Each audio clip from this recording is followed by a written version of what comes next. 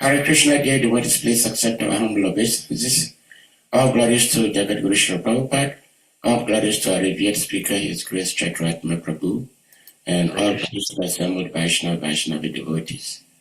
Dear devotees, we thank you all for being here today. As always, we are very much privileged. We have His Grace CHATURATMA Prabhu who will be speaking to us today. Prabhuji has been here before. He is our uncle and probably a great uncle to some of us.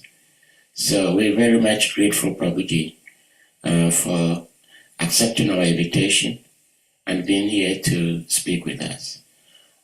So without further ado, I think we have 3 verses today. So it's kind of loaded. We've heard that even one word from the Bhaktivedanta purports can take us days and months to try to digest. So without further ado, Prabhuji, we may put the verse on the screen and then you take it over from here. Hare Krishna. Hare Krishna. Thank you so much, Dad Sade, for organizing this and letting me attend here and speak. The very true statement, even a single word. Prabhupada said if they simply look at the book or hold the book, what to speak of if they actually read one line, they can be benefited. So those of us that have the good fortune to actually study Srila Prabhupada's divine purports, our life is innumerably changed, as we will find out that he notes in the purport coming up today. So, reading today from Srimad Bhagavatam, 2nd Canto, Chapter 10, verses 48, 49, and 50. Shonaka Uvacha, Yat aha no bhavan sutta, shatta bhagavatat tama, chachara tirtani bhuvas, taktva bandhun sudushajan, shattu shoveshvaresh tasya, samvado dhyatma samshuta, yadvasa bhagavam tasmai, pristasatvam uvachaha, bruhi nastad imadam somya, vidurasya vishesistam, bandhu tyagi nimityam cha, yatya vagatavam puna. The word for word is always nice to look at here. Sonaka Uvacha, Sri Sonaka Muni said, yet as, aha, you said, na, unto us, bhavan, your good self, sutta, O sutta, shata, vidura, bhagavat uttama, one of the topmost devotees of the Lord. That's a nice name for a devotee. Bhagavat Uttamata, servant of the topmost devotees of the Lord. Chachara, practiced. Tirtani, places of pilgrimage. Bhuva, on the earth. Taktva, leaving aside. Bandhu, all relatives. Sudusyajan, very difficult to give up. Shatu, of Vidura. Kosharava, as that of Maitreya, tasya, there, samvada, news, adhyatma, in the matter of transcendental knowledge, samshrita, full of, yet, which, va, anything else, sa, he, Bhagavan, his grace, tasmai, unto him, prista, inquired, Tattvam, the truth, Uvacha, answered, ha, in the past, Bruhi, please tell, na, unto us, tat, those matters, idam, here, somya, O gentle one, vidurasya, of Vidura, visasitam, activities, bandhu tyaga, renouncing the friends, nimitam, the cause of, sha, also, yata, as,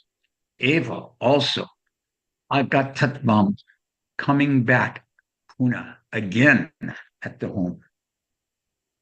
Just a couple of things that I noticed with these transliterations here. Uh, as I said, this Bhagavata Uttama of the topmost of devotees. How does one become that Bhagavata Uttama? The word right after that says that Chachara, by practice. By practice, one becomes the topmost devotee. So we should never minimize our practices in devotional service, nor the impact that such practices have that we take for granted. Doing our morning sadhana, reading Prabhupada's books, chanting, going to kirtan, following Ekadasi, all these different things that we just commonly do and don't think twice about.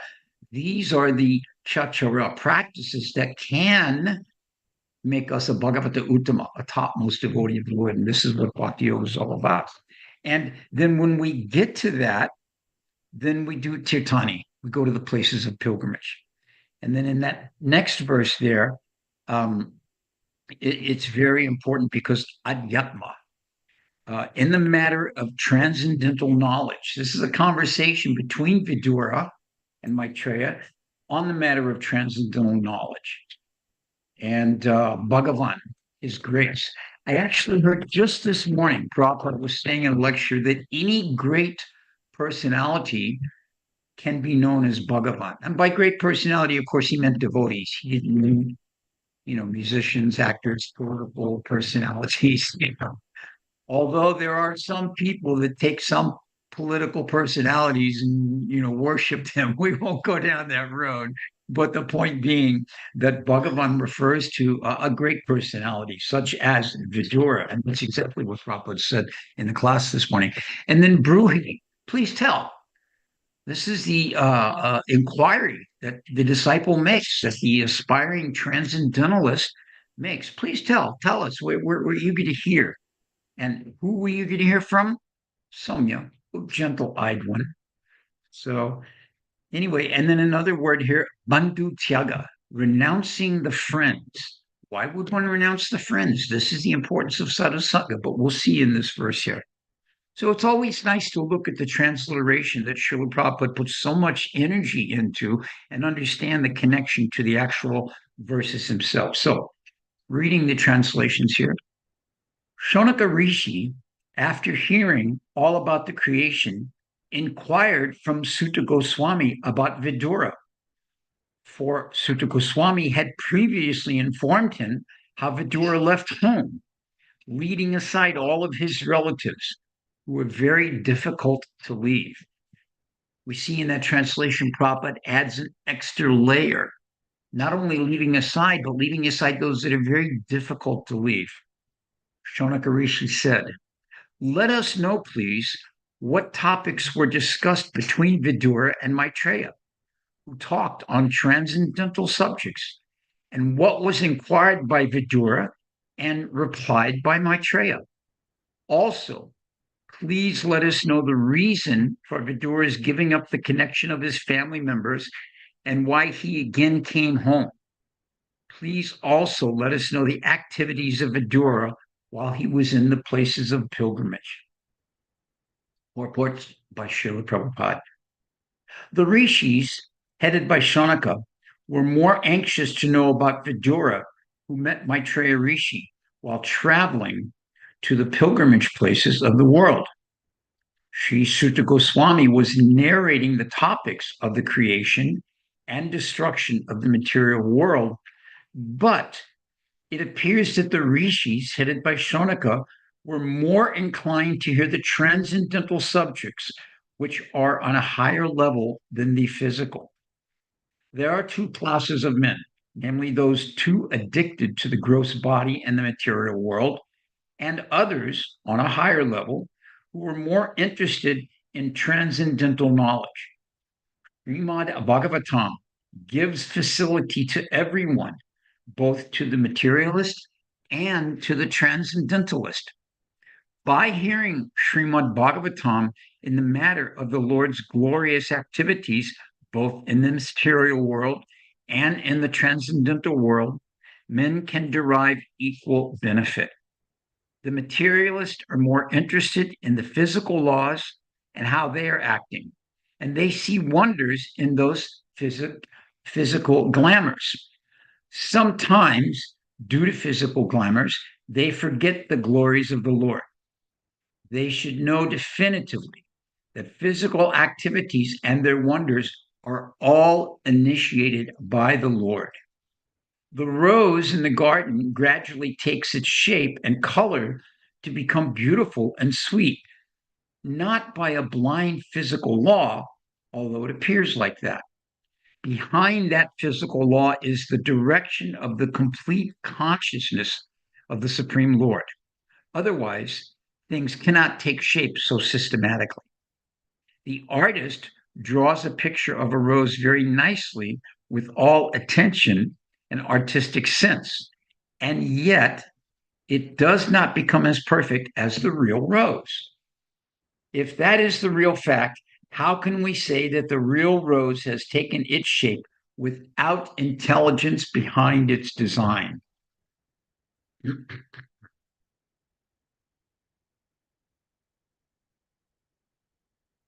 This sort of conclusion is due to a poor fund of knowledge.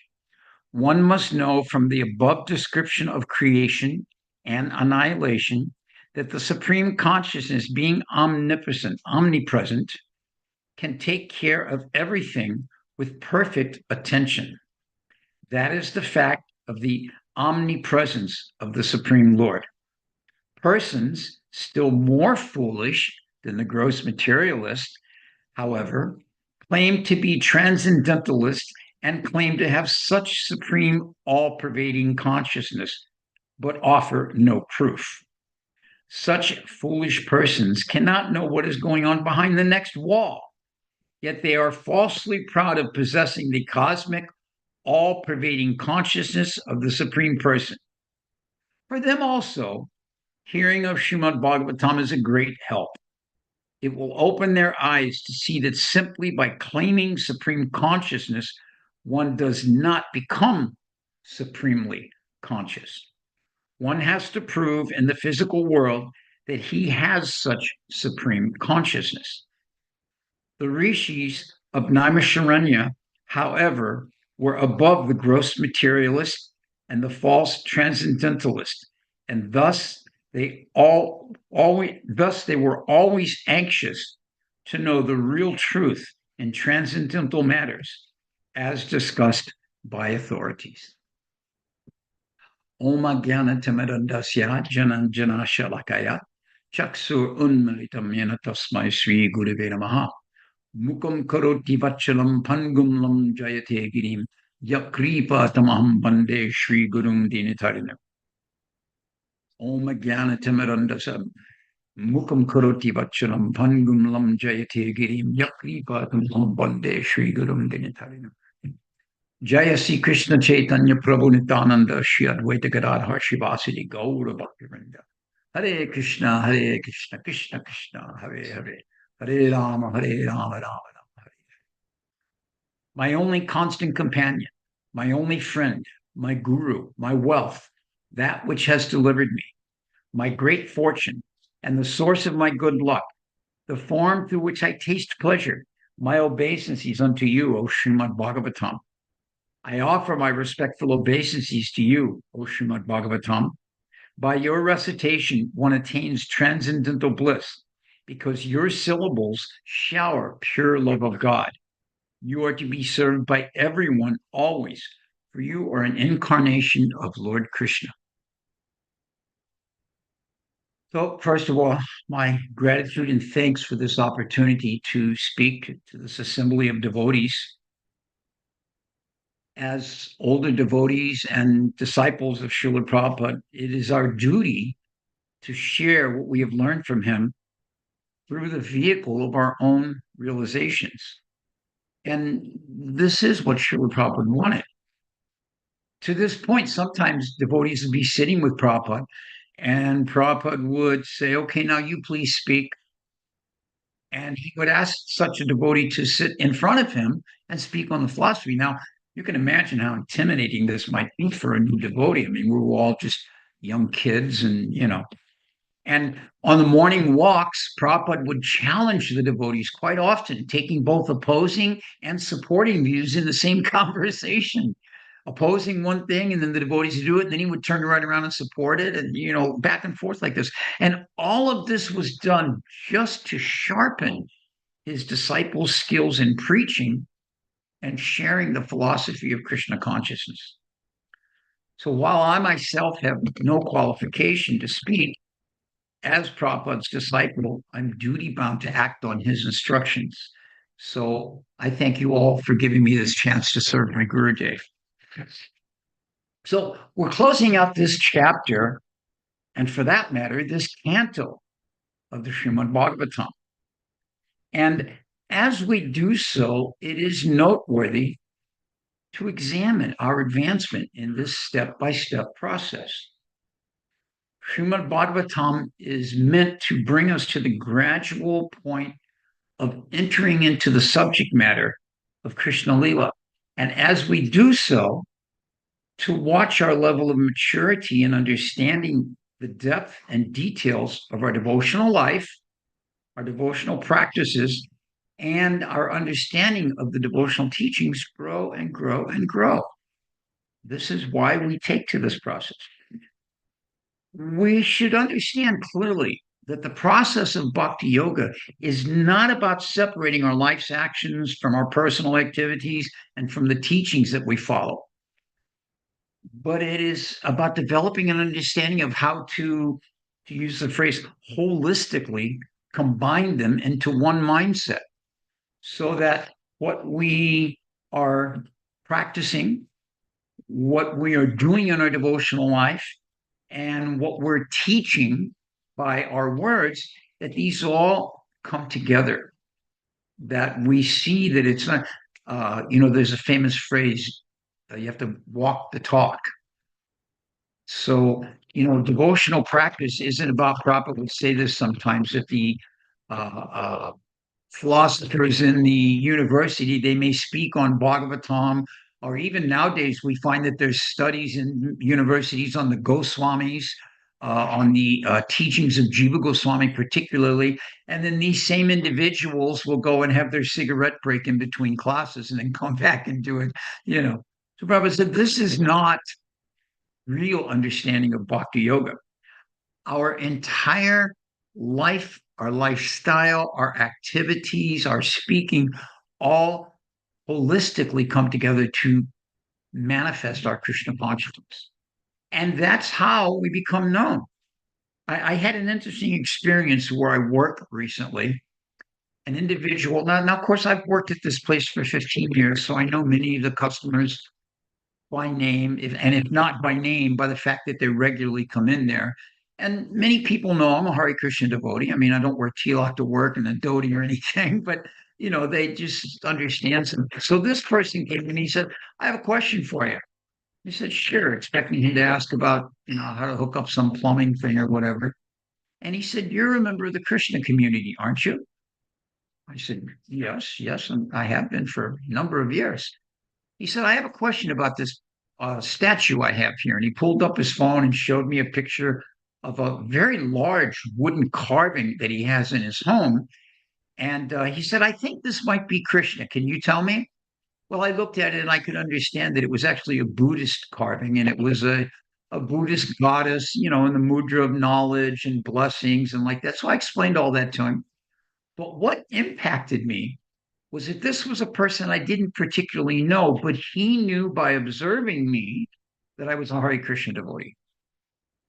So this means that even when we don't think somebody is noticing what we're doing, we're being noticed. So one of the great things about being here in Alachua, we have a community of somewhere in the neighborhood of 2,000 devotees. And so everywhere you go, you find devotees. You go to the grocery store and, you go to, the gas station and, all these different places. Matter of fact, a friend of mine that I used to work with, he was with his young kids at the local playground. And he was with a friend of his, neither of them devotees. And he observed that there were two devotees on the other side of the playground, one of them in devotional clothing in his hand and his bead bag.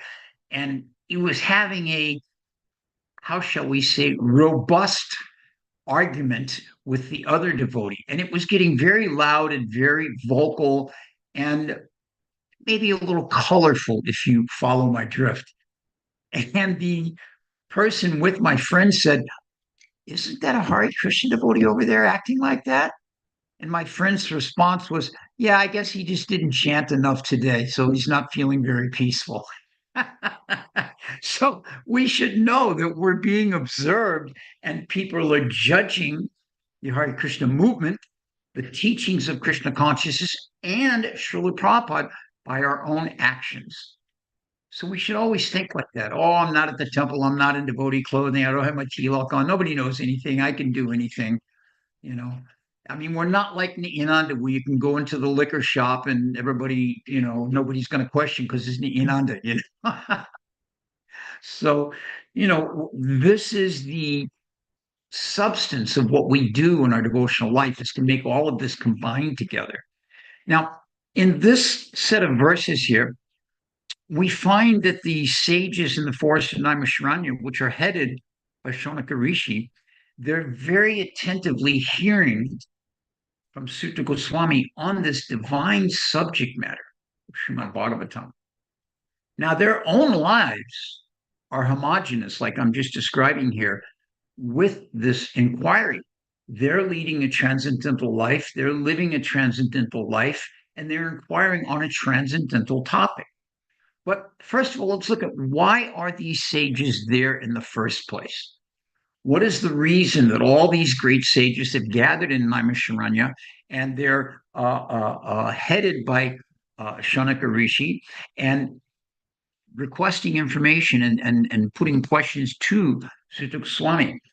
They're doing this for the benefit of others, not for their own well-being. They understood that this is the beginning of a very dark time in the creation of the world.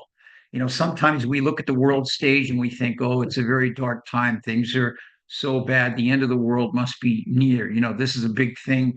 I'm sure there also in your country, but here in this country also, somebody every 2 or 3 years has a doomsday prediction of the end of the world. It's going to come on such and such date.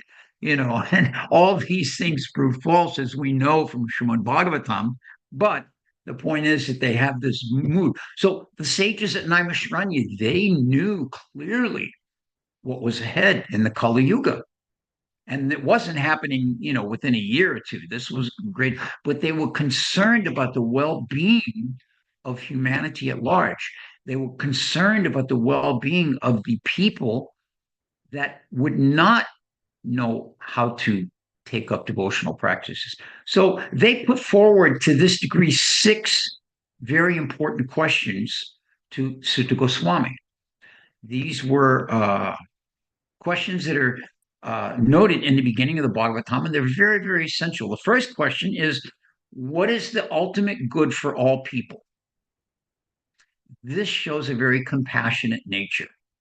They're inquiring about what is the good for other persons besides ourselves. Generally, we want to know, how can I be comfortable in this life? How can I settle? Okay, maybe my family. All right, maybe my neighborhood. But beyond that, I'm not very interested. No, the sages here, what is the ultimate good for all people? That was their first question.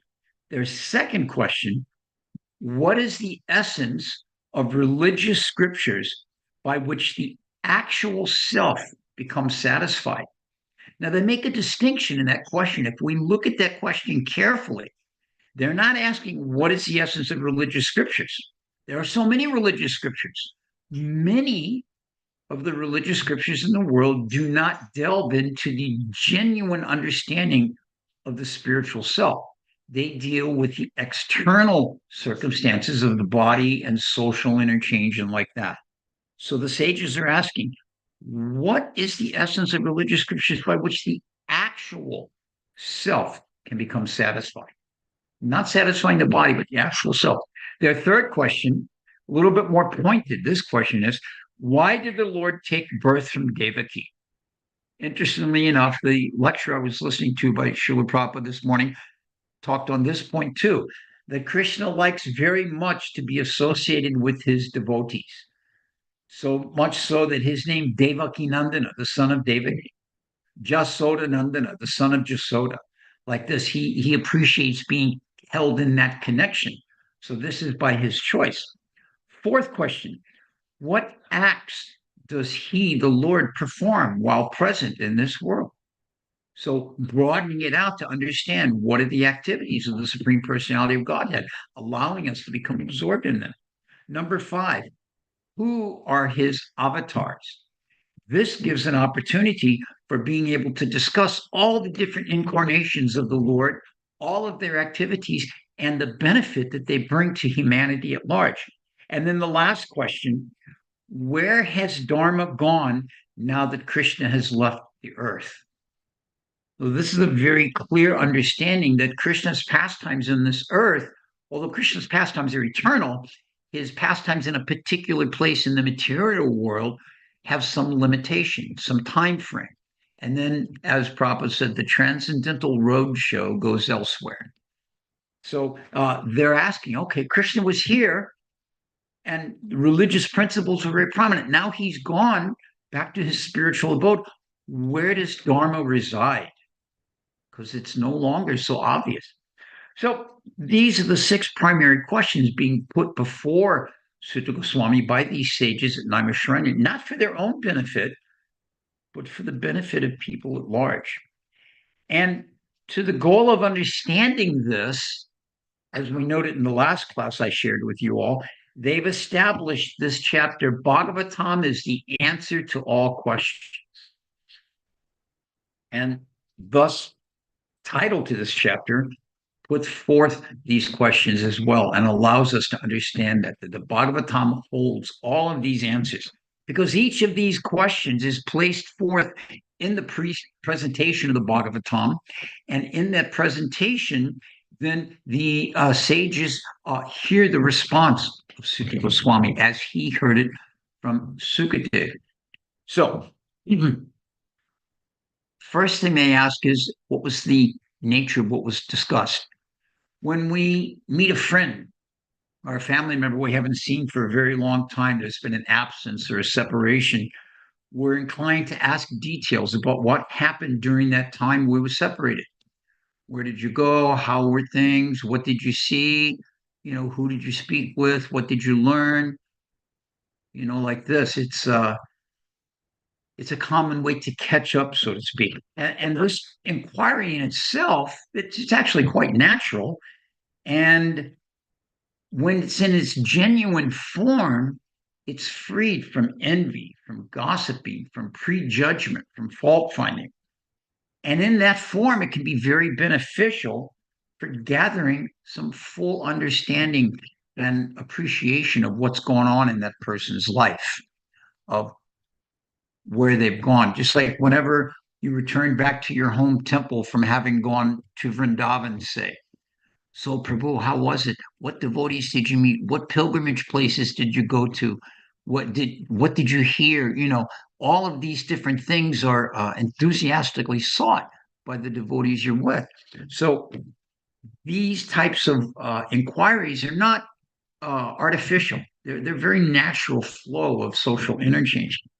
Now, similarly, to gain a better understanding of who is speaking and what is their qualification to speak, the sages ask about the background of both Maitreya and Vidura. So the sages are not just foolishly, as Prabhupada says in the purport, accepting any individual as somebody worth hearing from. What are their qualifications? And we do like this. When we approach a spiritual master, Bhagavad Gita explains Tadvidhi pranipratena pranipatena shevaya upadekshanti tegainam jnaninas tatpadarshana, that we should inquire about the absolute truth. And Prabhupada uses the description that it's like a testing period. The disciple tests the guru and the guru tests the disciple to see that the relationship is suitable and that this is the person that one wants to accept and that one wants to hear from. This is a natural process in the devotional development. Prabhupada describes this many times in many places. This is why initiation is not a walk in the front door and here's your new name and your new circumstance. Okay, next, here's yours. There's a particular, how shall I polite? There's a particular process of transcendental knowledge, shall we say, by which you pay a fee.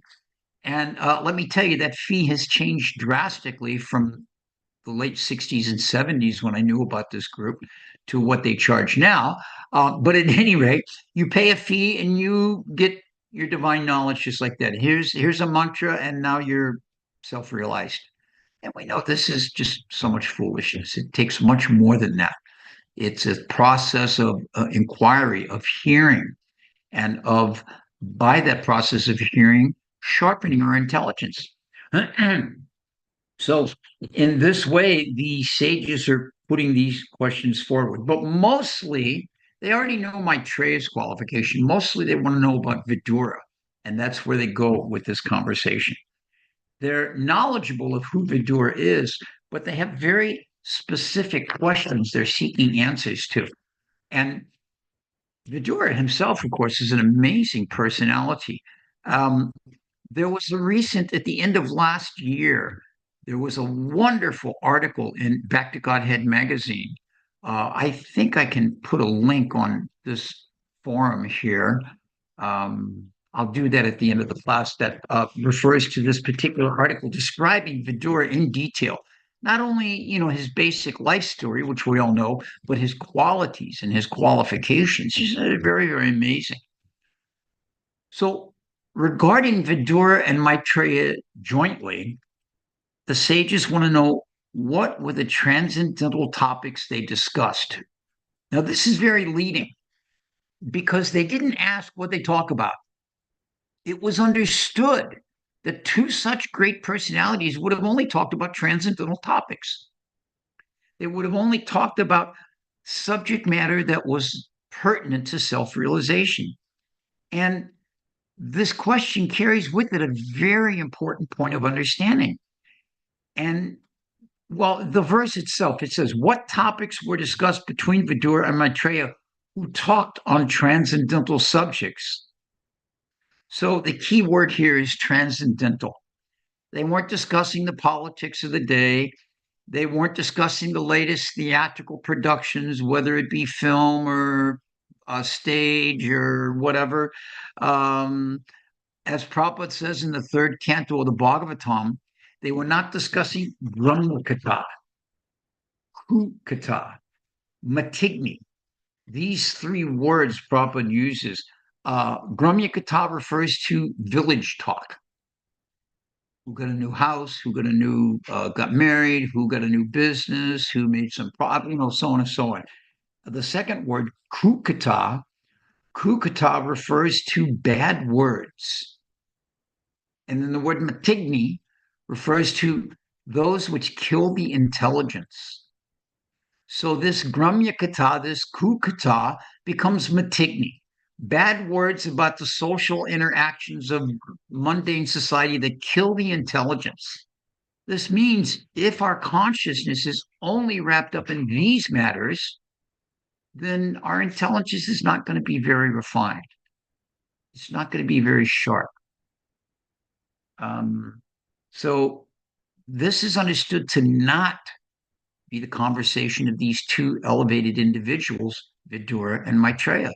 And the sages themselves, who had gathered also not to discuss these topics, understood that they're talking about transcendental subject matter.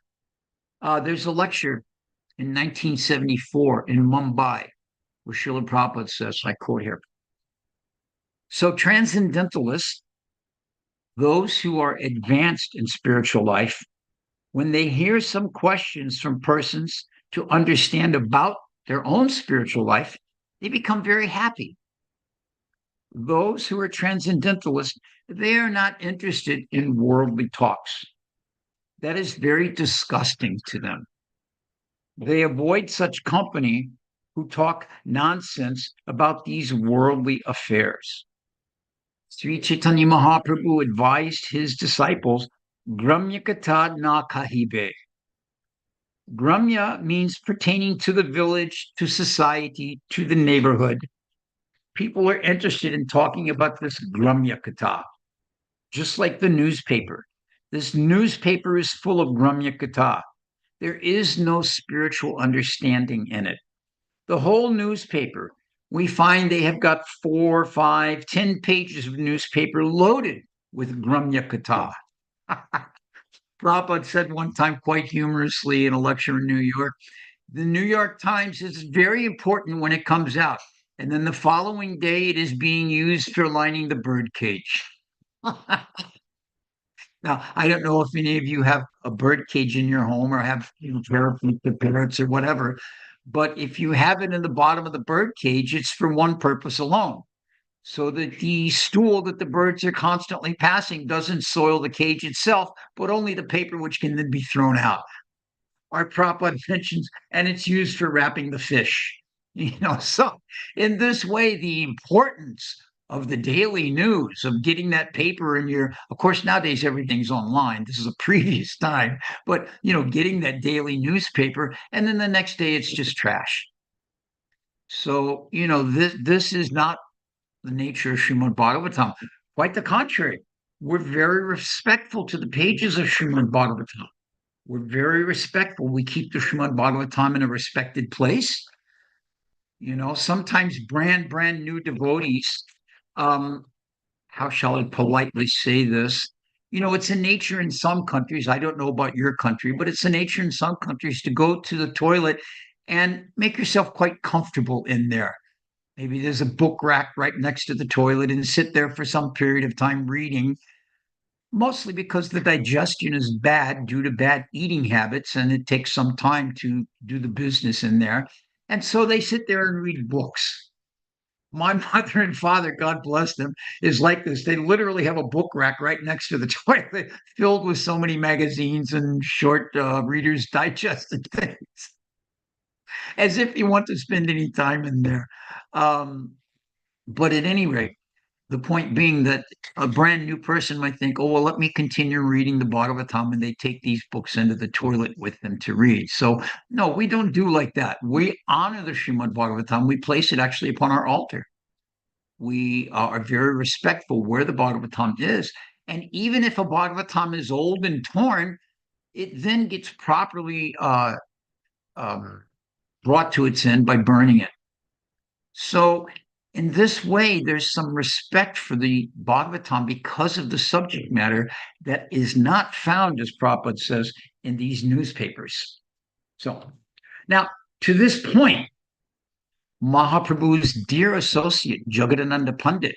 I mean, I could go on for an entire class talking about Jagadananda Pandit. He's such an amazing personality. But Jagadananda Pandit wrote one book called Prema Vaivarta.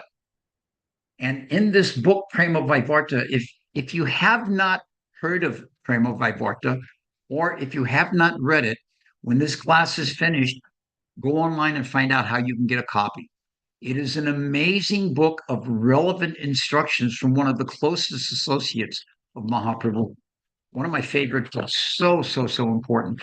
There are a lot of details in there about renounced life, but there are also a lot of practical things for those of us who may not be renunciates as well. So at any rate, he says the following.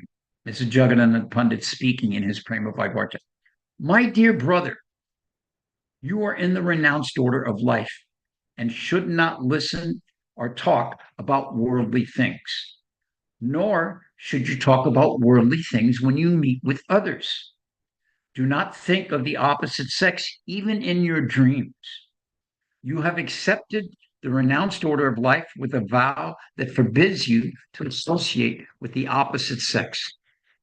If you wish to associate with Sri Chaitanya Mahaprabhu, you must always remember the incident of Chota Haridas and how he was rejected by the Lord. Do not eat luxurious dishes or dress in fine garments, but always remain humble and serve their lordships, Sri Sri Radha Krishna, in your heart of hearts.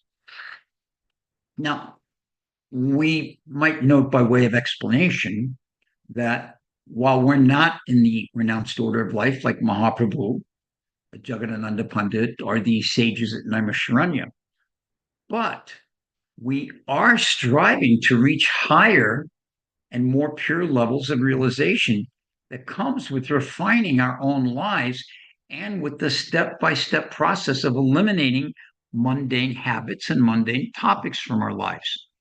This is the process of devotional service. We refine the very activities that we do. Srila Prabhupada said Krishna consciousness isn't about giving up anything, it's about inserting Krishna. And by inserting Krishna, then these unnecessary things will be given up. So, this is the importance of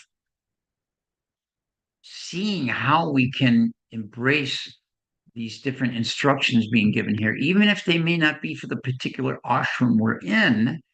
We nonetheless should understand how to refine the lifestyle that we have so that we are advancing higher and higher on a regular basis. So, back to the point of this question of inquiry. The sages are asking about these conversation between Vidura and Maitreya.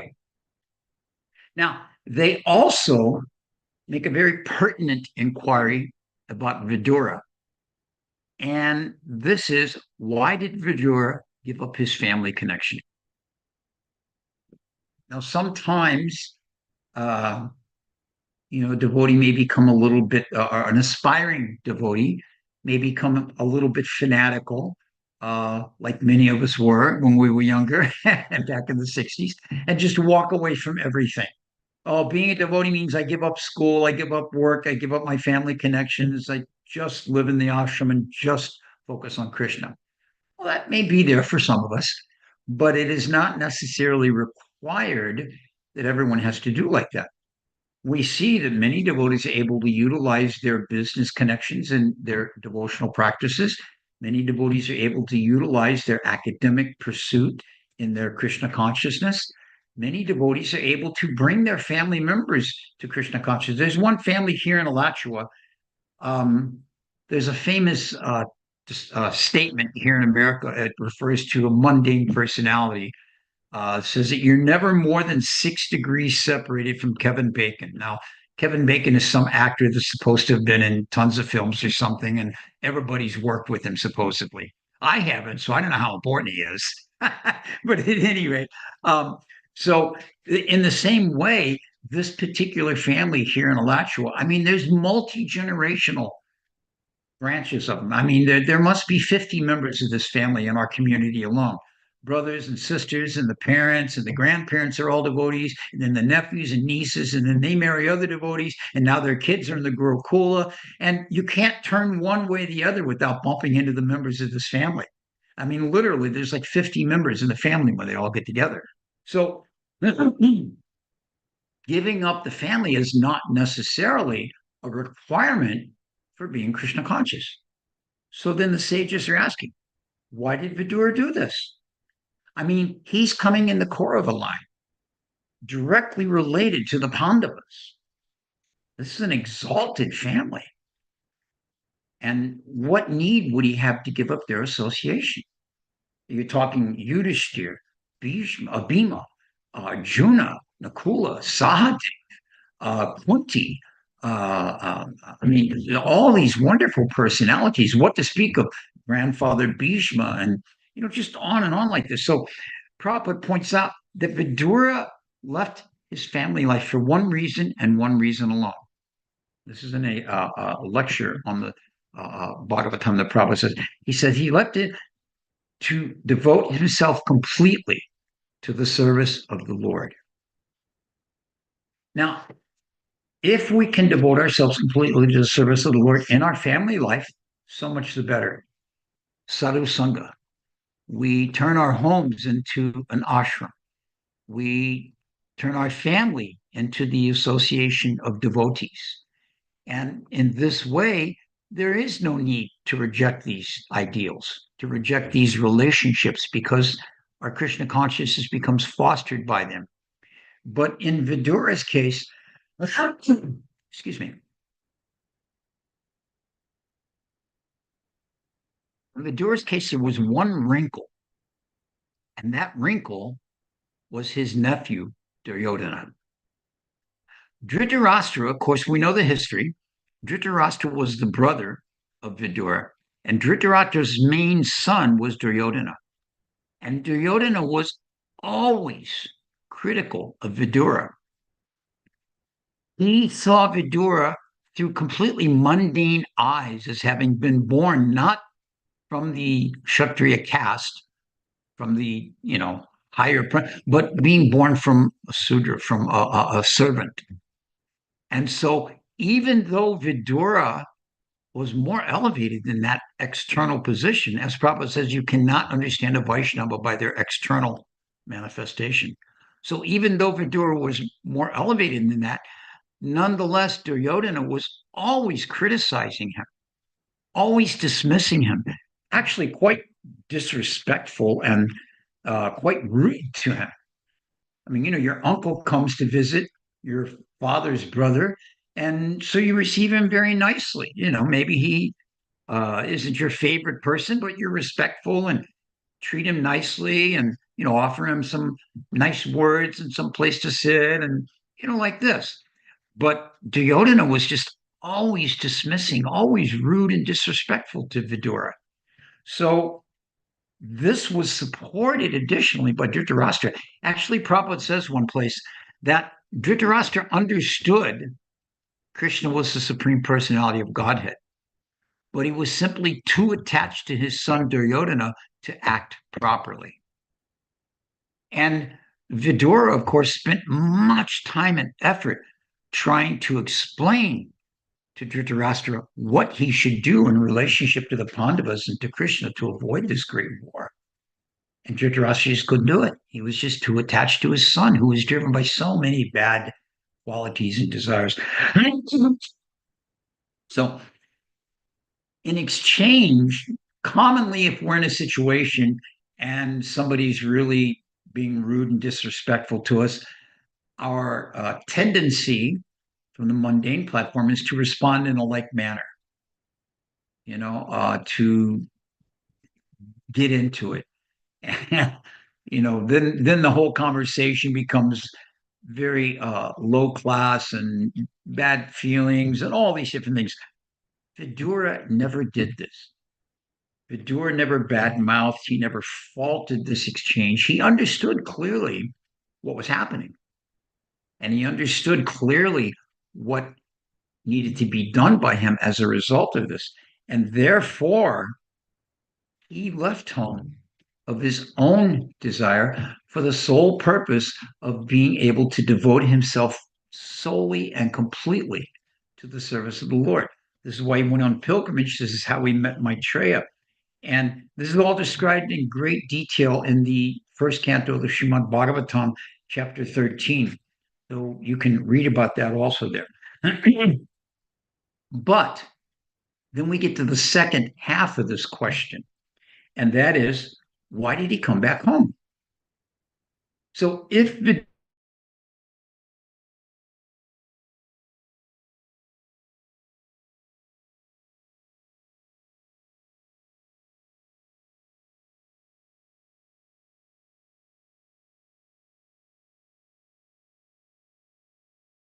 was finished, of course, we know Duryodhana did not survive that war. And after this was all done, Hare Krishna Prabhuji, is it possible to trace back about 30 seconds? Because you kind of froze a little bit. I saw that. I got a note that happened. Yeah. So Yeah. we'll drop back here a bit. Yeah. Okay, thank So you. the second half of the question, that's where we're at. Yeah. Okay, good. So the second half of this question that the sages put before Sutta about Vidura is, why did he return back home?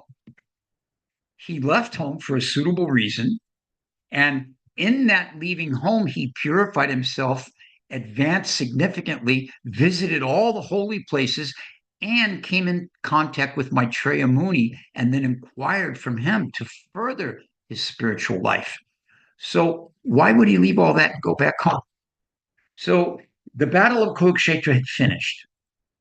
And when the Battle of Kurukshetra was finished, Duryodhana, of course, did not survive that war, as did practically no one else. And so Dhritarashtra, his brother, was still there at home, making himself comfortable, shall we say, in the home of who had previously been his enemies, even though they were family members. Now, this speaks to the good qualities of Yudhishthira. That Yudhishthira invited Dhritarashtra to have a place in the palace, to live comfortably, to be cared for by them. He didn't see this from a point of view, well, you're the reason we had this war, so I don't care what happens, you get out. No, Yudhishthira was much more compassionate than that. And so, for this purpose, Vidura came back to continue trying to instruct his brother and to share his realizations from Maitreya with the Pandava boys, Pandava brothers, I should say. They weren't really boys at this point. So, in this way, he returned back home not out of familial attachment, but out of a sense of duty to instruct his brother and his nephews and try and give them some guidance in their Krishna consciousness. So this is done by understanding the necessity of sharing the message of Srimad Bhagavatam. Now, in the purport here, Srila Prabhupada, although he could have used his like in the beginning of the Bhagavatam in the first canto, many of the verses list different personalities, and then Prabhupada takes the purport and speaks a little bit on each of those personalities. And it's very informative, very helpful. Prabhupada doesn't do that here because by this point, it's understood we already have a basic understanding of who Vidura is. So he steps away from that to approach it from a different subject, from a philosophical point. And right off the bat, Prabhupada makes note in the purport. There are two classes of persons: those who are too addicted to the gross body and the material world, and others on a higher level who are interested in more transcendental knowledge. Srimad Bhagavatam gives facility to everyone, both to the transcendental, both to the materialist and to the transcendentalist. By hearing Srimad Bhagavatam in the matter of the Lord's glorious activities, both in the material world and in the transcendental world, men can derive equal benefit. This is a very important point that Prabhupada highlights here, that there are those people who are very much addicted to the gross body, to the material world, to the pleasures that come with that. And I mean, we've all seen this. We all have had the opportunity in our preaching and in our sharing Krishna consciousness in whatever format to see these kind of persons that are so wrapped up in their sense gratification, they can't see anything beyond their limited senses. And this is all they can pursue. This is all they can understand. And as a result of that, they're not a very advanced person. Prabhupada uses the word here, gross materialist. I mean, it's not a very favorable phrase, to be described that way. But then he points out there are those on a higher level, and he openly says this is a higher level, those on a higher level who are more interested in transcendental knowledge. And to not put too fine a point on it, that is this august assembly of personalities right here. You're all here for one reason. The time difference is significant. The circumstance, the separation of location is significant, but for the purpose of hearing transcendental knowledge, we join together as a Sangha. And this is the importance of devotional association, that by that association, we get the opportunity to speak on transcendental knowledge. Prabhupada continues, Srimad Bhagavatam gives facility to everyone. There is no material interference. He gives the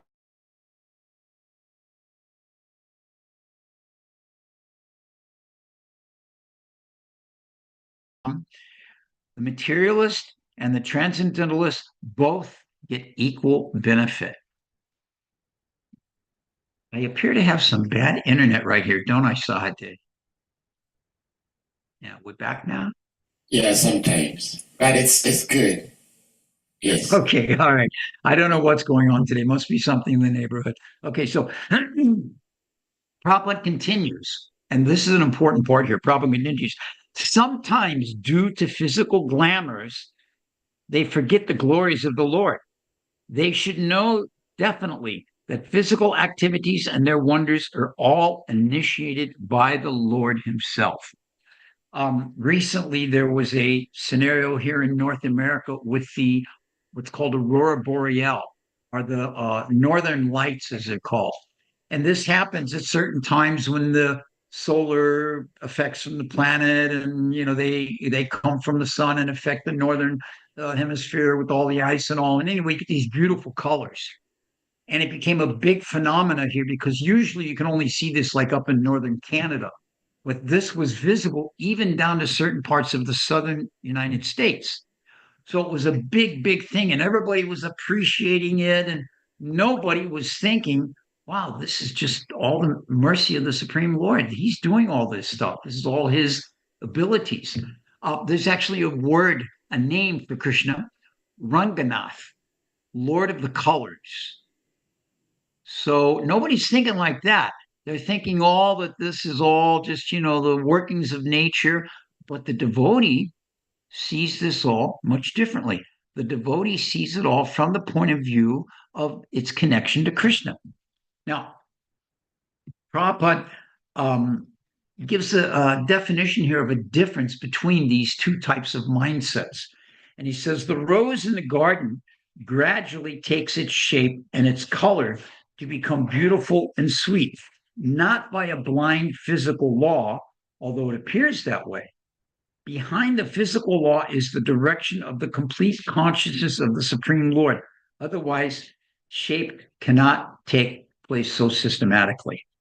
The artist draws a picture of a rose very nicely with all attention and artistic sense, and yet it does not become as perfect as the real rose. That is the real fact. How can we say that the real rose has taken its shape without intelligence behind the beauty? This sort of conclusion is due to a poor fund of knowledge. I have a rose bush out in the backyard.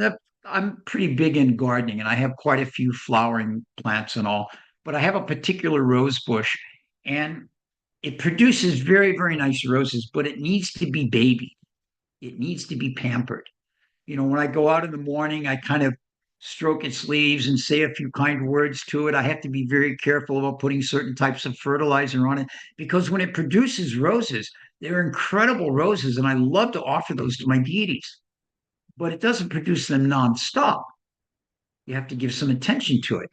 And you can see, okay, the rose is getting ready to come. There's the little bud forming, and then the bud gets a little bigger, and then it starts to open. You see little tints of red, and then you see a few leaves come out. And if you're patient and wait long enough, then the rose manifests, and the full glory and beauty and fragrance of the rose comes.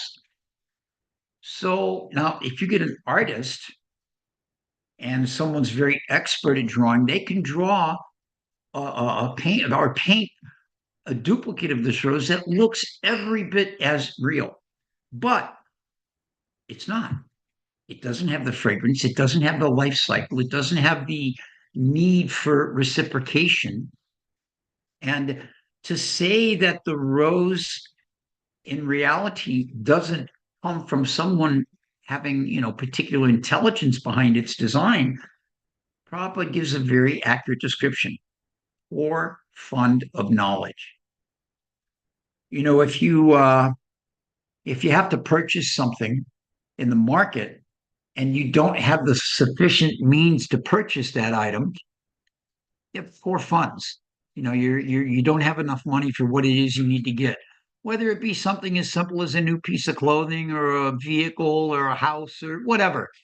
Right now in Alachua, where I live, the housing market is sky high. And so there's many devotees coming here from other places looking to buy something, and they're finding that the prices are just ridiculous.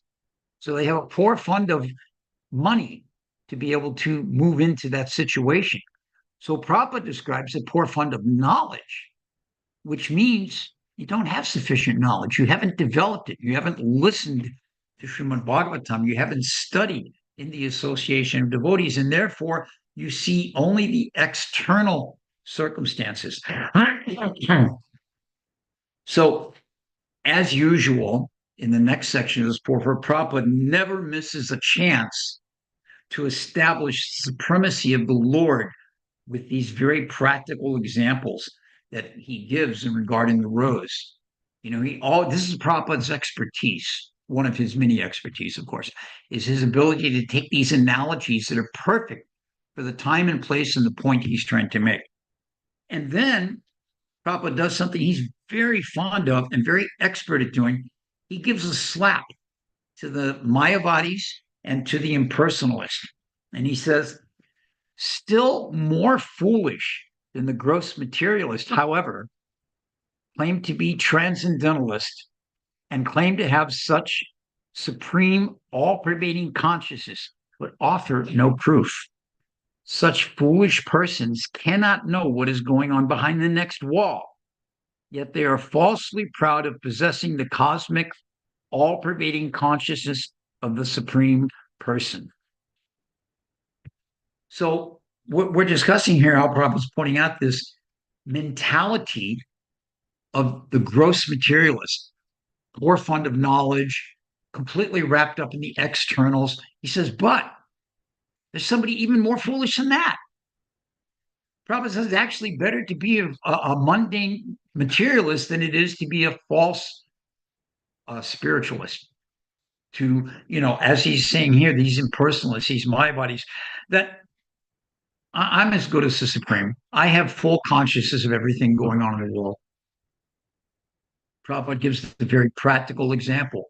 They don't know what's going on in the next room when the door is closed, when there's a wall there, but they're claiming to have consciousness of the supreme creation.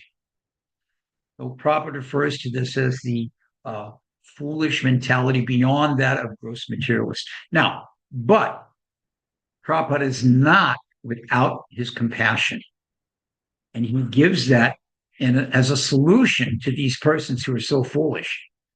So he's given us, first of all, here's the gross materialist, and here's how they can offset their situation. But those that are even more foolish, the Mayavadis, the impersonalists, here's what they can do to benefit themselves. And he says it right here. For those persons also, hearing of Srimad Bhagavatam is a great help. It will open their eyes to that simply by claiming to see that simply by claiming supreme consciousness, one does not become supremely conscious. So here again, Srimad Bhagavatam will help such persons. As he says, it is a great help, Srimad Bhagavatam. So in closing here, we should never be satisfied at the sort of cheaters and impersonalists, and we can't just point out their faults. This isn't our type of preaching to just point out the fault. We have a solution for such persons. We have a solution for everyone. And it's not we, an individual, but we as the Krishna consciousness movement, based upon the principles of the Vedas, we have a solution for all the ills of society. And that is studying the Srimad Bhagavatam. And this solution will uplift everyone. And that is why we have this chapter stated. Bhagavatam is the answer to all questions. So thank you very much. I'll wrap it up there. We're running about an hour. I think that's my limit. It's amazing how time goes sometimes when you're really, enjoying the kata, The opportunity to hear from these personalities through the pages of Srimad Bhagavatam is really our life and soul, is really a blessing for us. And to that point, I'll mention the opportunity to hear Srimad Bhagavatam from Srila Prabhupada is right there with us. Some of us had the good fortune of sitting in Prabhupada's classes when he was physically present with us. And now, of course, Prabhupada is physically not here, but that doesn't deter the option to hear because we have such amazing technology. And, I'm often thinking of and really appreciating those devotees who, at the time Prabhupada was with us, and this is in the 60s, 70s, there wasn't much development, but they recorded everything Prabhupada did. You can hear conversations Prabhupada had in the car. Matter of fact, there was a conversation I was listening to a little while back. Prabhupada was in the car driving from the airport to the new temple in Manhattan, the 55th Street Temple, the big skyscraper, as he called it. And the conversation is going on. And one thing Prabhupada says about the devotees mentioning they just finished painting everything and making it nice for Prabhupada. And then Prabhupada says, yes, if you paint a building every 5 to 6 years, it will always look new. So these devotees that had the intelligence, the foresight to record all of these comments and these lectures and these statements and Prabhupada was giving, it's to our eternal benefit. You can go online to so many different resources and hear all these wonderful, wonderful pastimes.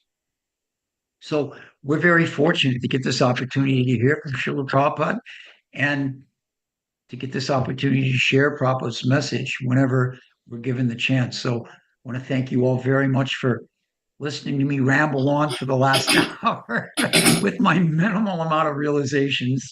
And simply try to encourage you to please, please embrace the Srimad Bhagavatam. Listen to the Srimad Bhagavatam. Read the Srimad Bhagavatam, and your life will be perfect. Hare Krishna. So, Dave, back to you. Any questions? Hare Krishna. Thank you so much, so much. His Grace CHATURATMA Prabhu. I see Madhavan is so intent on listening. He's so focused. And thank you so much, Prabhu. Yeah, very intent, yes. Dear devotees, if anyone may have questions, comments, realizations you would like to ask or share, please you indicate by using the hand emoji or your physical hand, and you'll be asked to unmute to speak.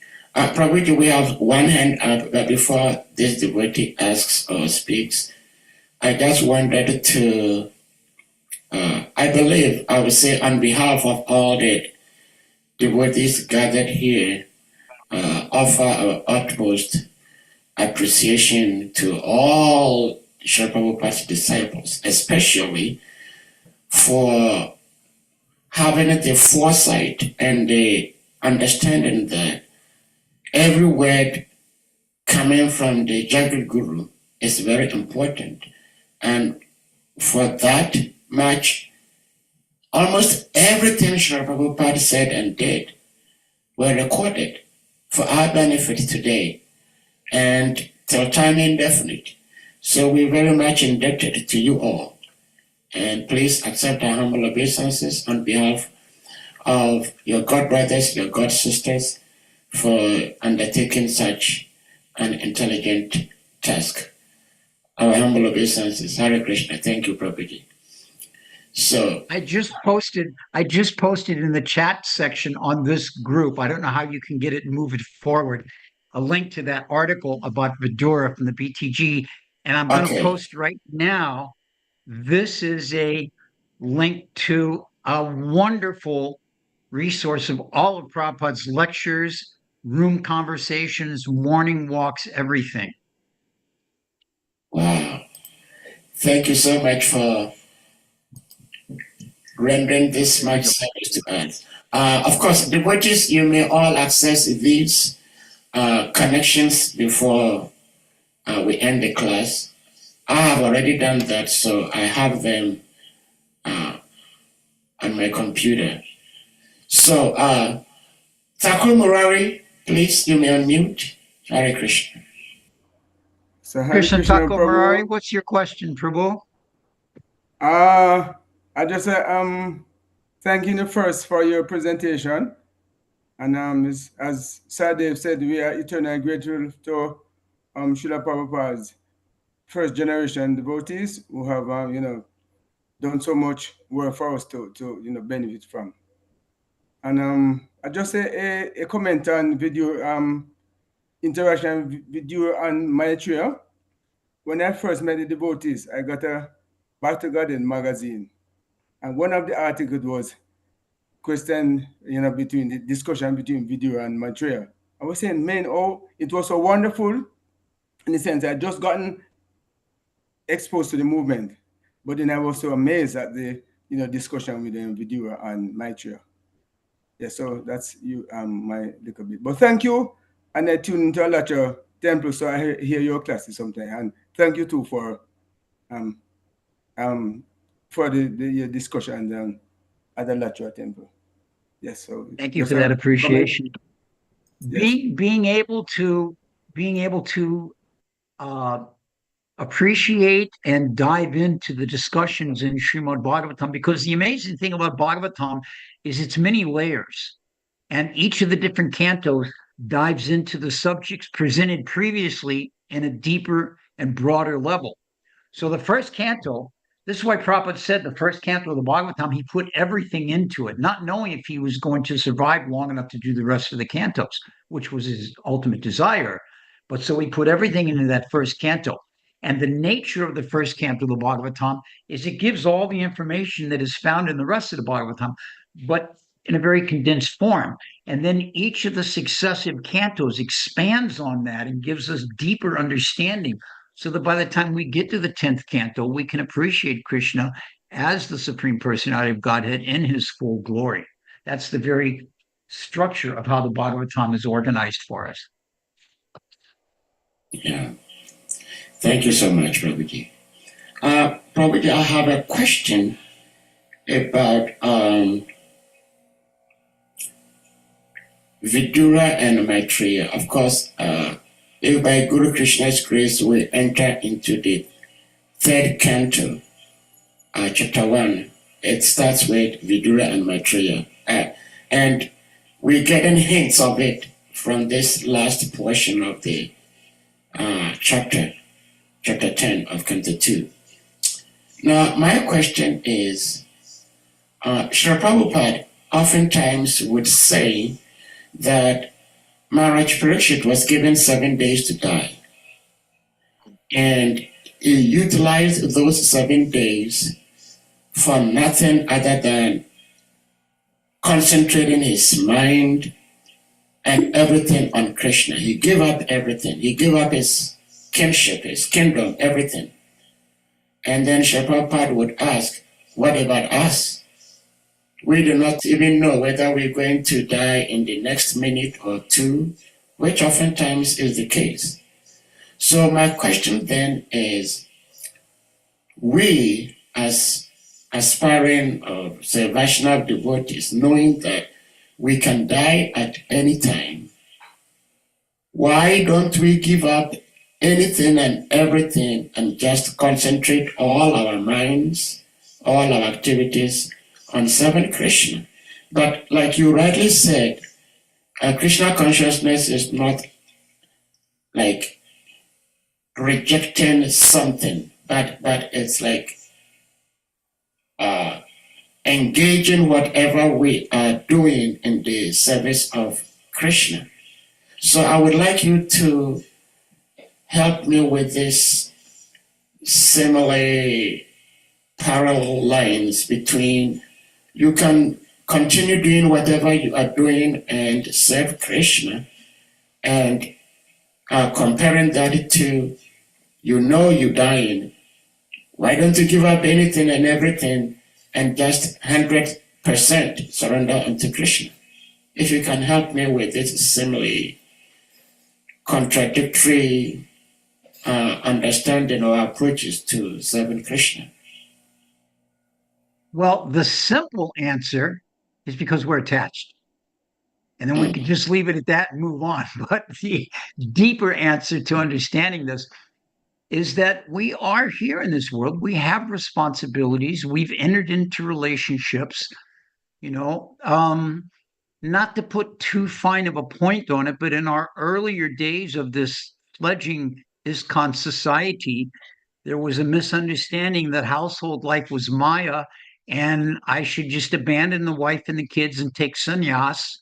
And this was done by many people who much later fell down from their sannyas position and ended up going back into their householder life. So Why go that whole route? Just steadfastly. Plus, Prabhupada said, we can just sit and chant Hare Krishna. He said, but because you are so much in the mode of passion, I have to come up with so many things for you to do. So the reality is we're living in this society. Now, if we're living in the forest of Naimisharanya, like these sages, or if we've left everything and gone wandering to the places of pilgrimages like Vidura, okay, yeah, we can just give everything up and be Krishna conscious in a second. But the reality is that is not the most of society. There is the Varnashram system for a reason. Only a small percentage of the society are the sannyasis. They're not the prominent element of society. It's a small section of the society. The rest of society are the grihastas, and they're either in the stage of being brahmacharis going into grihastha life or being vanaprasthas coming out of grihastha life. But those three stages are all pretty much intertwined. And therefore, there's a responsibility socially, family-wise, and personally to address the necessities of where we're at. As a householder, we have to have some means of income, some type of way to support ourselves. Therefore, legitimate business is required. And whether that's working for someone else or whether that's opening our own business and expanding and employing other devotees, whatever, these are things that have to be dealt with in our particular ashram. There is a responsibility to raise Krishna conscious children. Prabhupada famously said to one lady in the early days who was trying to figure out how to get somebody to look after her kids so she could go do deity worship, Prabhupada said, no, your child worship is more important than deity worship. So we have a responsibility. This is the key word here, responsibility. To prematurely take the sannyas ashram and then go back, what's that word? Vashanta. Vashanta means to eat one's own vomit, to take up something that one has rejected. Now, that's not to refer to household life as vomit or anything, but the point is that if one comes to a point of renouncing everything and then comes back to a point where I guess I should take it back up again, then the mistake is on their part, not on the process. This is why the Grihastha ashram, the Varnashram system, the majority of one's life is in the Grihastha life, are preparing for the Grihastha life. And then at a suitable time, one can renounce. Now, that renunciation may not always take the form of a sannyasi. Bhaktivinoda Thakur famously proposed Kshetra sannyas, where one resides in a place of pilgrimage and doesn't leave. So there are different avenues for this. The thing about Krishna consciousness is it is not a cookie cutter process.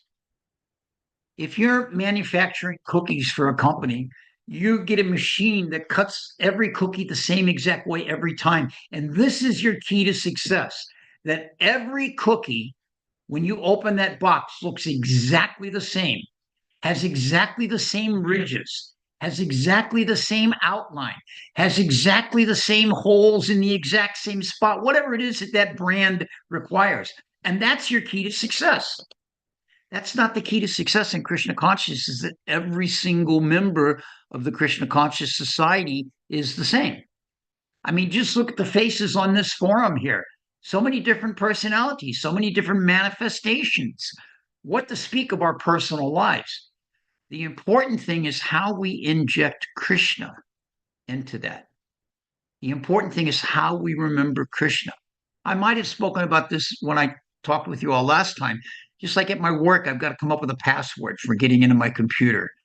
And the computer only stays open for a certain amount of minutes and it goes down, and you have to reopen the password because it's on the sales floor. You don't want customers having access. So you have to have this password and you use it 15, 20, 30 times a day. And you can only have that same password for 3 months and then you have to change it. But you can't use a password you used in the last 5 times. So how do you remember all this insanity? So I came up with a very simple solution. I do parikram of Govardhan Hill. I start my passwords with being at Shamakund. Then I go to Radhakund. Then I go to Yavat. Then I go to, Kusum Sarovara.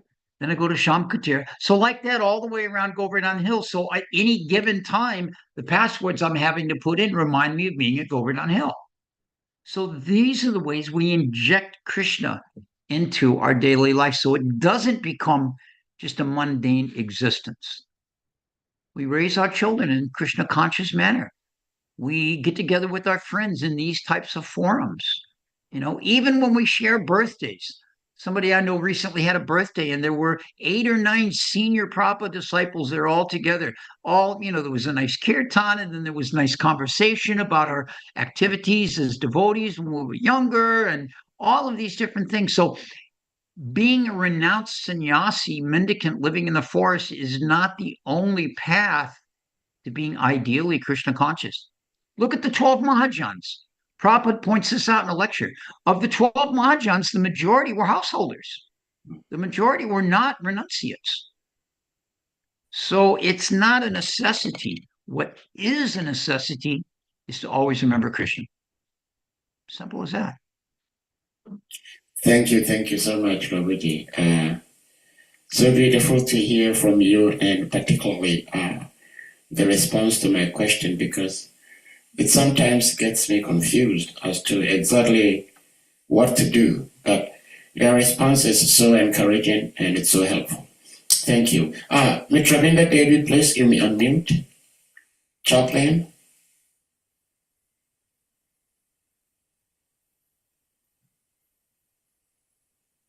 Hare Krishna, Mitravinda, we see your hands up. You have a question?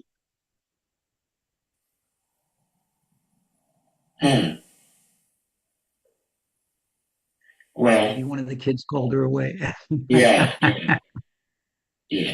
Well, Right. before Mitravinda Mataji comes in to ask or share your opinion, you beautifully talked about the 6 questions that the sages led by Shanaka Rishi put to Sutta Goswami.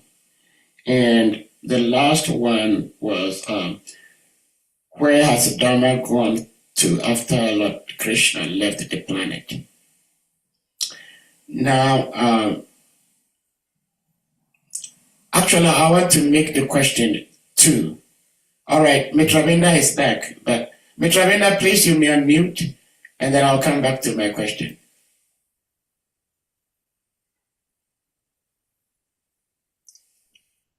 Hare Krishna, thank you so much for being here today, Prabhu.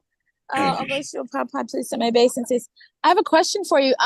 So we are very, very blessed and fortunate to have this platform in which I myself can hear Srimad Bhagavatam in the afternoon. I also listen in the mornings as well. So this platform really does take the application, suggestion, and benefit of being able to hear Srimad Bhagavatam seriously and offers it to the world on Hare Krishna Africa. So I'm very grateful to Sahadev Prabhu, his lovely wife Loka, and this community, everyone, for having the opportunity to hear Srimad Bhagavatam on my lunch hour. I have a question for you, Prabhu, and it relates to relationships, which is, as everyone knows, is a really huge part of our being. How we relate to Krishna individually, how we relate and serve Krishna as a community focused on service to Krishna and the living entities, and then our relationships with all living entities as a whole. Would you please give, and I'm going to minimize it, give 3 aspects to relating to, because relationships are not always easy. But it's like a labor of love, just like, a marriage or a friendship or, having children.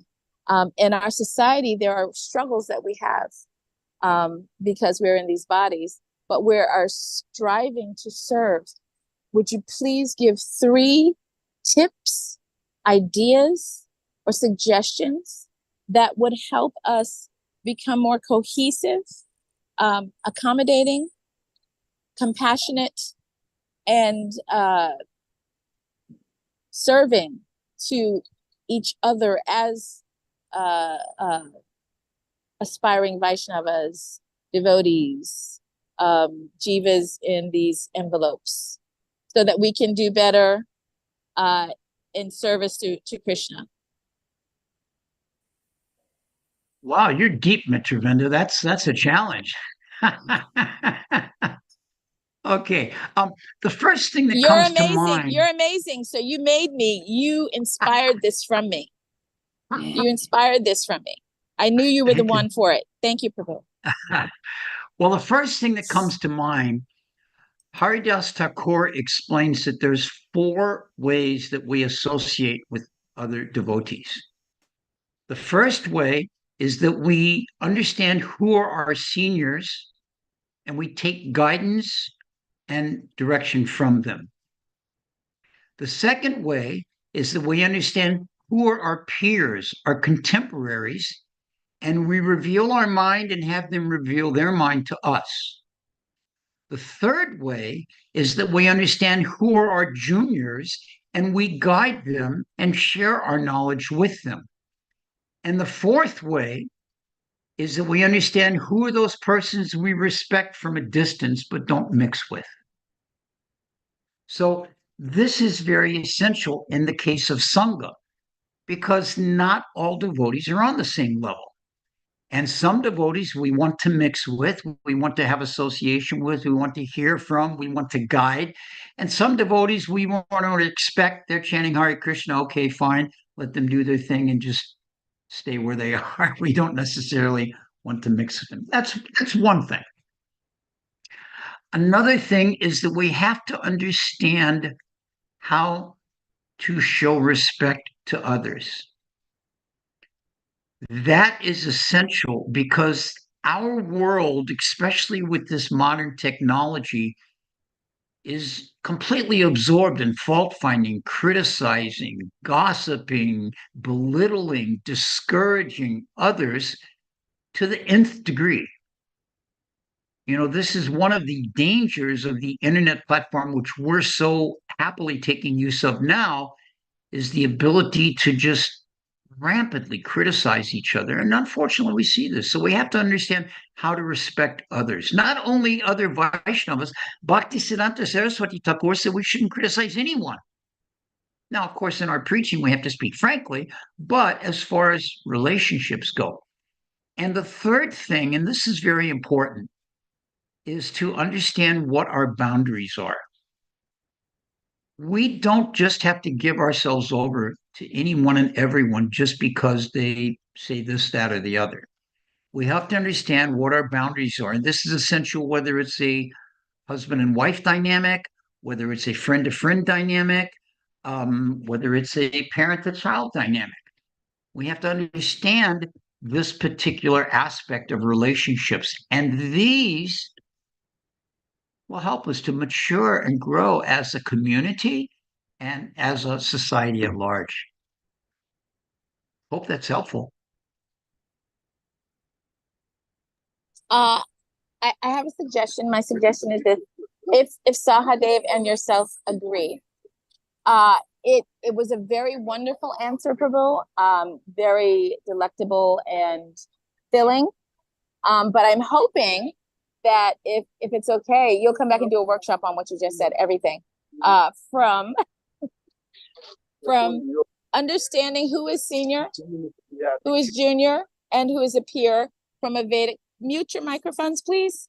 From a Vedic perspective, everything you just said, would you come back and break that down into digestible pieces so that we can further understand, go deeper? I mean, if Sahadev is okay with it, I don't want to usurp authority here. And if you agree, but that everything that you said really does create the bridge to our relationships as aspiring devotees, Vaishnavas, and the answer you gave about, not criticizing, which is very difficult for me. I have problems with that. But at the same time, we have to respect truth because this philosophy is about truth. But coming at things, I believe, in a mood of how can we fix the problem? Yes, this exists. No, that shouldn't have happened. How do we heal? How do we repair? How do we nurture? right? How do we grow those cells again and connect the bridges where there are breaks in them due to offenses and abuses, misunderstandings, these things that don't let relationships flourish. Would you please, please, please, if it's okay with Sade, come back and do a workshop? We can look at that down the road. That's not necessarily my expertise, but I'd be happy to see what we can do. I can also suggest that somebody that's really, really good on this subject is my dear friend Mahatma Prabhu. And he's done a number of workshops and online. Yeah, you're right. Yeah, he's really good like that. This is his bread and butter, as they say. So yeah, you might want to listen to some of his classes as well. But I we'll see adore what we him can as do in well. the future. No, I do. I adore him. But and the reason I said workshops is because honestly, Prabhu, everything you just said was like a mini workshop for me. I just know that we have time constraints and we can't go any further. I mean, just the way you speak is very organized and succinct, and but I just have more questions, and so many possibilities are there. Thank you so much, Prabhu. Hare Krishna. Jai Shri Prabhupada. Appreciations. Hare Krishna. So Thank you so much. Sade, I think we should probably wrap it up. Everybody's got things going on. Yeah. But I just wanted to say something regarding to what Mr. Vendra Devi was suggesting, that I think it's very important that we, very near future, try to arrange for a workshop like that in the matters of relationship, because it's very, very important. And if not all of us, most of us are aware that that was the basic teachings that our Gurudev, His Holiness Bhakti Swami Maharaj, spent so much time on, because we are in a family together and there will be some misunderstanding at some point in time. But how do we relate amidst all these differences? So we'll look into that, and then we'll try to arrange for a workshop in that regard. But I'm going to reserve my question. But Prabhuji, if you will be so kind enough to give a little bit of time to Madhavan Prabhu, he has his hand up, and then we'll bring this to a final closure today. Madhavan Prabhu, please.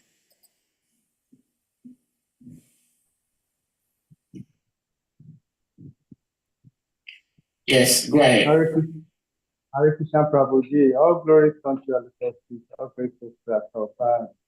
Thank you very much for giving us very elaborate explanation and understanding about Srimad Bhagavatam. About the last question that was asked, about improving relationships or how we relate with others. My just little understanding about that is there's a particular quotation in the Bhagavad Gita that the sages say with equal vision. If one is tries to be always be conscious that every human being,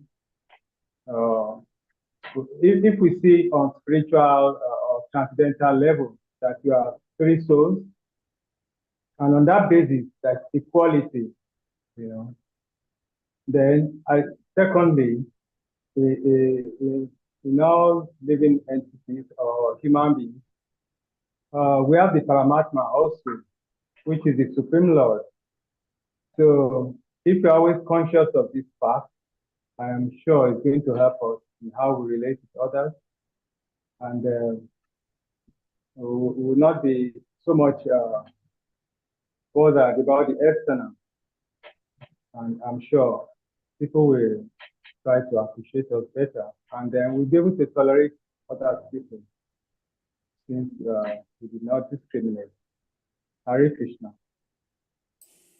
Hare Krishna. Thank you.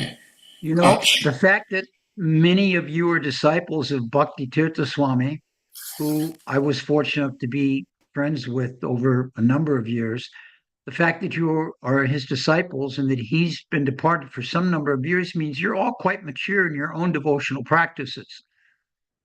So I mean, this gives a strong foundation to a community, having senior devotees like all yourselves there to guide the new ones coming along.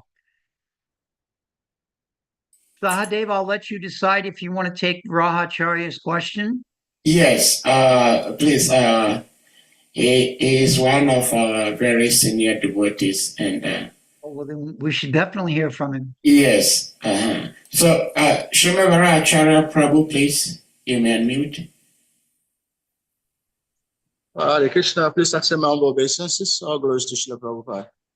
All glories to the assembly devotees. Anyway, it's your servant here. Prabhu, you mentioned Prema Vivarita, the book Prema Vivarita something by Jagadananda Pandit. And then the passage you read from that book happened to be Srila Prabhupada's purport to the second text of Upadhisamrita, Nectar of Instruction. Achara Prayashasya Prajalpuniya Magraha. That verse, the purport, exactly word for word, is what you read. And you told us that is from Prema Vivarita. So anyway, I just want to be a little clear, because sometimes when we read some of these books, Srila Prabhupada, especially Prabhupada books, we are at the same time reading some of the other literatures unknowingly. That's what I want to believe. Or you can clarify this, please, because that passage you read is exactly the purport, word for word, of the text 2 of Nectar of Instruction. Hare Krishna. Hare Krishna. Yes, it's a very common theme that information in one acharya's book will wash over into another acharya's book. We find we find that this instruction, particularly that we're describing here of Jagadananda, is also an instruction given by Mahaprabhu to Raghunath Das Goswami. So the instructions themselves are often going to be very similar and used in a similar format. We sometimes have the mindset that we want to always learn something new, that we want to find something exciting and new horizon. But the reality is that the message of Srimad Bhagavatam is pretty much the same over and over and over. If you listen to Srila Prabhupada's lectures, Prabhupada pretty much told us the same in 1966 as he told us in 1977. You're not that body, surrender to Krishna. Now, the details, according to time and place, have expanded or come here or there, but it's the same message. So it's not uncommon, neither should it be surprising to us, that the messages of the acharyas in their different books wash over into each other, and the quotes and instructions are very similar. So yeah, it's something we can definitely see, and it should be a confirmation to us as to the benefit and authenticity of this practice, that the same acharyas in different situations are saying the same things. This is a very good thing. It's a very good thing. Yeah. Thank you for catching that. I think we can wrap it up there. We're coming up on 2 hours. Yes, yes. Thank you. It's been fun. It's been great.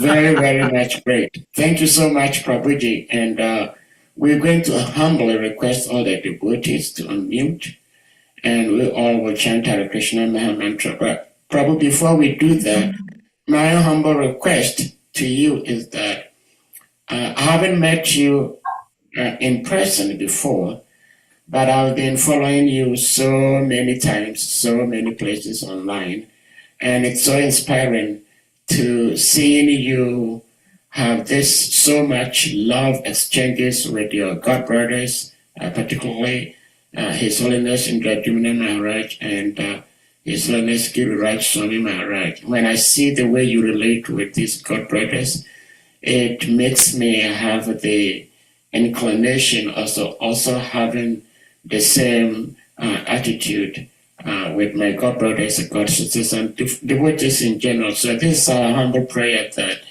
we have so much love for devotees in general, and we have very nice relationship with each and everyone. This is our humble request. Hare Krishna. You know, Sahadev, the reality is that all we have is each other's association. Yeah. If we don't appreciate it, if we don't utilize it, if we don't benefit from it, then it's us that have wasted the chance. Thank you so much. So Hare Krishna. with that jewel of wisdom, we're going to humbly request all the devotees to kindly unmute, and we all chant Hare Krishna Maha Mantra to express our appreciation to our revered speaker, His Grace CHATURATMA Prabhu. Jai. Hare Krishna, Krishna Krishna, Hare Hare, Hare Rama, Rama Rama, Hare Hare. Vancha kalpa taridischa, kripa sindhya evicha, patitanam pavanebhyo Vaishnava. All glories to His Grace CHATURATMA Prabhu Ki Jai. All glories to Samud Vaishnava devotees. Thank you so much, Prabhus. We look Hare forward to this sometime down the road. Hare Krishna. Thank you so much.